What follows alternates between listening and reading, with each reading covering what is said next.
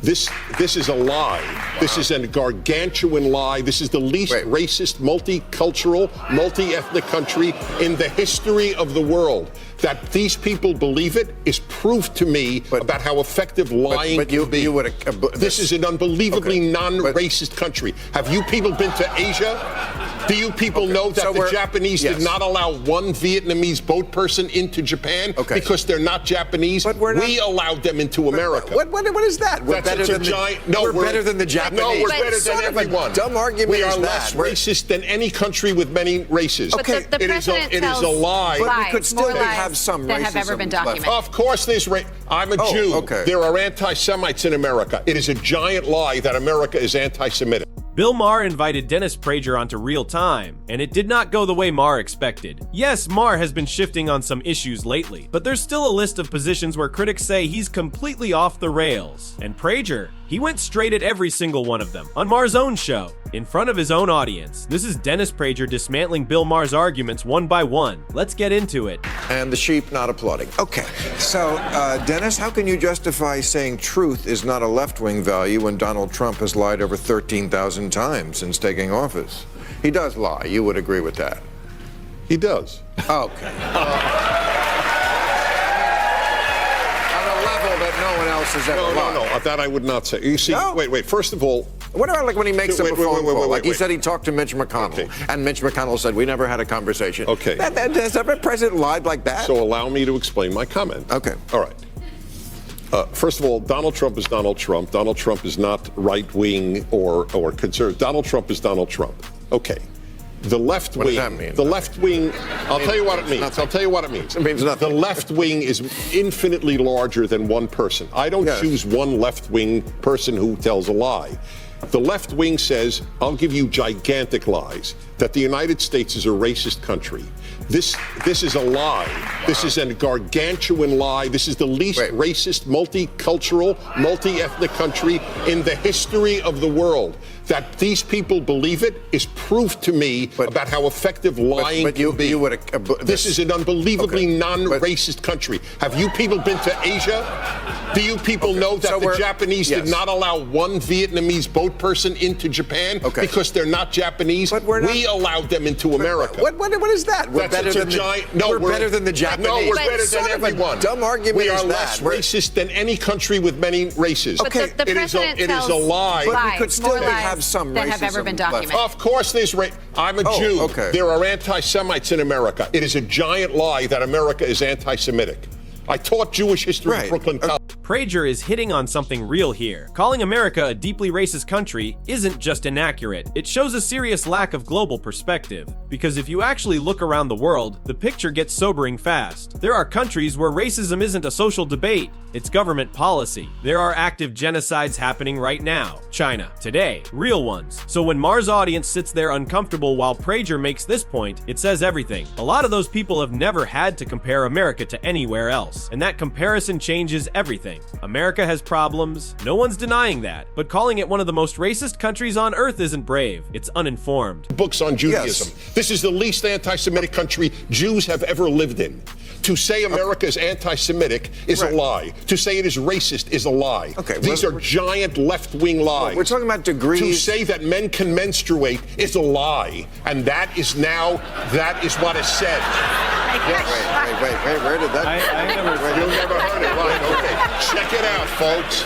Check it out. Anyone who says a man cannot menstruate is considered transphobic. I missed this whole story. You did? I did. Tell me where Here's what I genuinely love to see. Prager just stops, turns to Maher, and asks him directly, can men menstruate? Yes or no? No qualifiers. No long-winded explanation. Just a straight answer. Because here's the thing. I don't think Maher gives one. Not a clean one anyway. He'd hedge. He'd pivot. He'd find a way to make it complicated. And that right there would tell you everything you need to know. Now look, I haven't watched the whole thing ahead of time. You guys know how I do this. So maybe Prager does go there. And honestly, I hope he does. because watching Maher try to navigate that question in front of his own audience would be must-see TV. The answer matters, but the audience reaction, that might matter even more. So go ahead, Dennis, ask him, put it right on the table, and let's see what happens. Google it, can men menstruate? Who is saying this? You're talking about a very small percentage. Oh, really? Then how do you allow men, biological men, to run against women in the races in Connecticut and set all the high school records? Okay, but that's... They're called men. No, the Nation magazine said they're women. Okay, but I would agree with you on that. The way you framed it is nonsense. I framed it perfectly accurately. No, you didn't. What you're talking about, someone who is transgendered, was a man, now claims to be a woman, is a woman, okay, is beating the dog shit out of other women in the race because, of course, they have more muscle mass. And even Martina Navratilova came out and said, this is ridiculous. You might as well not have women's sport. This is a far cry from saying men can menstruate. I agree. But that's not where anyone went with that, but you. Not true. Okay. Here's what makes this moment so telling. The same people laughing at Dennis Prager right now. Maher, his audience, all of them. These are the exact same types who laughed at the slippery slope argument when gay marriage was first legalized. People said, this opens the door. Next thing you know, men will be competing in women's sports. And everyone mocked them, called them paranoid, called them extreme. Well, here we are, men competing in women's sports. And now the argument is that men can menstruate. And Maher is sitting there laughing like it's the most absurd thing he's ever heard on his show. But that's exactly what they said last time, and the time before that. The slippery slope argument keeps winning, and the people laughing at it keep getting proven wrong. And if someone like Kamala Harris gets asked whether men can menstruate, you already know the answer she's gonna give. Because the pattern doesn't lie. The left keeps pushing the boundary, the center laughs at anyone who calls it out, and then a few years later, it's mainstream. Maher and his audience can't see it, or maybe they just don't want to. Either way, the slope keeps sliding. Of a Berkeley men's room, tampons are given out. Check it out. UC Berkeley men's rooms have tampon dispensers. Would you say, that's Dennis, probably because men are pussy whipped and their girlfriend said, go get me a tampon. That's why. That's a much more logical. Okay, all right. Moving on to the next. Dennis, I remember you in the old show. You were a little more reasonable. What did I say that wasn't under you? You said that we think that men menstruate and no one does. We never even. Have you heard about it? I'm a doctor. I missed that one, I confess. And this is one of the premier reporters. I mean, he knows everything. These people are very. He's a doctor. Okay. He's one of the great. I would make a friendly bet that the LGBTQ normative statement is men can menstruate. With North America generating most. And Prager is right. And here's the thing. This isn't some wild conspiracy he pulled out of nowhere. Go ask an official representative from an LGBT organization whether men can menstruate. Go ahead. Because the answer you're going to get is yes. That's not speculation. That's not an exaggeration. That is exactly where that ideology currently stands. And yet Maher is brushing it off, laughing at it. His audience is laughing at it. Like Prager just said something completely unhinged. But he didn't. He said something true, and that's exactly why it's uncomfortable. Maher doesn't want to engage with it seriously, because the moment he does, it exposes a real problem on his side of the argument. So instead of addressing it, he deflects, he laughs, he moves on. That's not a rebuttal, that's avoidance. Drop a comment below. Do you think Maher is dodging this on purpose? Or does he genuinely not see the contradiction? Because from where I'm sitting, it looks pretty deliberate. I'm glad you think it's absurd. All right, let's talk about another kind of gusher. With North America. What's happening here?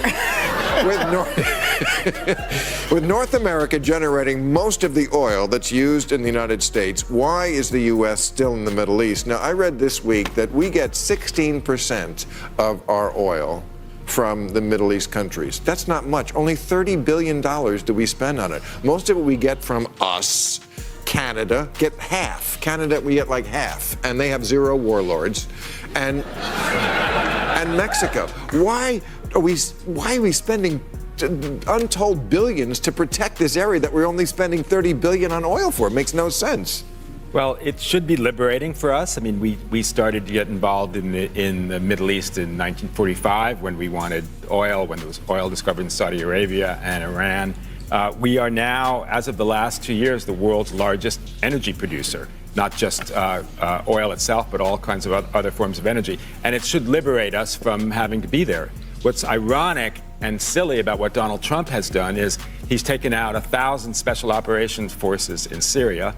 By the way, the same guys who got al-Baghdadi.